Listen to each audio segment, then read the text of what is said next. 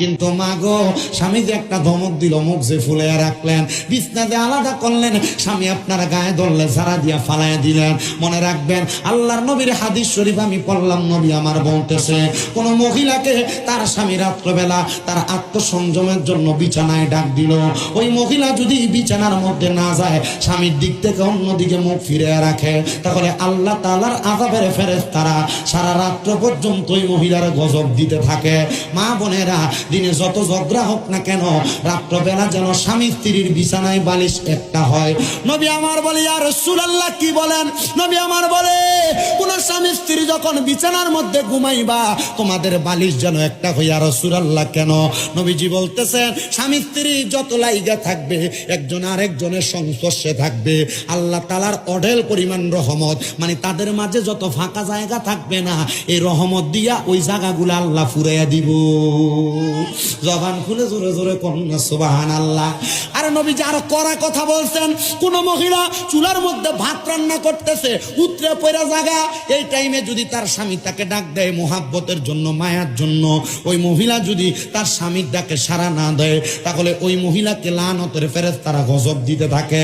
ওই মহিলার ভাত সামলানোর আগে তার স্বামীকে সামলানো তার জন্য ওয়াজিব হয়ে জায়গা। ও মা বোনেরা, কেমনে তুমি তোমার স্বামীর কথা শোনো না? আরে মা বোনেরা, স্বামী তোমার বাজারে মার্কেটে যাইতে নিষেধ করে তুমি চইলা যাও, আর আল্লাহর নবী বলে কোন মহিলা স্বামীর আদেশ ছাড়া তার বাবার বাড়ি তো যাইতে পারবে না। আরে বাবার বাড়ি দূরের কথা, মহিলারা কত কত জায়গায় চলে যায়, কিন্তু এরা স্বামীর আদেশ মানতে চায় না। মনে রাখবা গো মহিলারা, তোমরা তোমাদের স্বামীর আদেশটা মানবা, কিন্তু সমাজের মধ্যে শুধু মহিলারা দুষ্টাম। কষ্ট দিতেছে আপনারা? কষ্ট দিতেছে আপনারা? এবার কিন্তু ওয়াজ আপনারা বিপক্ষে যাবে, অসুবিধা হবে। সমাজের মধ্যে শুধু মহিলাদের দোষ দিলে চলবে না, আমরা বেড়াইতে অনেক দোষ আছে। একটা পরিবারের মধ্যে একটা মহিলা 3 কারণে অশান্তি করে। ইয়া রাসূলুল্লাহ, কোন 3 কারণে অশান্তি করে? নবীজির মুহাক্কিক আলেমগণ বলতেছে, একটা মহিলা তার পরিবারের মধ্যে অশান্তি করে 3 কারণে। 1 নাম্বার কারণ তার স্বামীর অবাধ্যতা, স্বামীর পরকিয়া, স্বামীর অবাধ চলাফেরা। 2 নাম্বার তার শ্বশুর শাশুড়ির জ্বালা যন্ত্রণা। 3 নাম্বার ওই মহিলার মায়ের কান ফোড়া।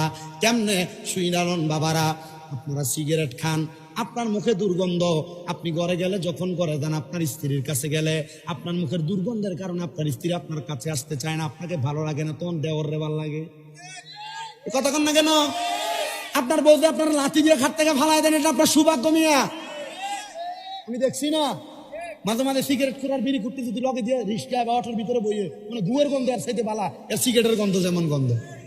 কথা কন না কেন? হ্যাঁ ঠিক তো কয়, হ্যাঁ ঠিক নেই।